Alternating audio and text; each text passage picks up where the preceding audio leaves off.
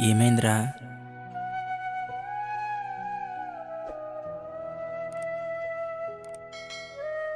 ఇంట్లో సిచ్యువేషన్ బాగోలేదురా. ఎటు చూసిన సమస్యలు, బాధలు, కష్టాలే తప్ప ఏమీ కనిపించట్లేదు.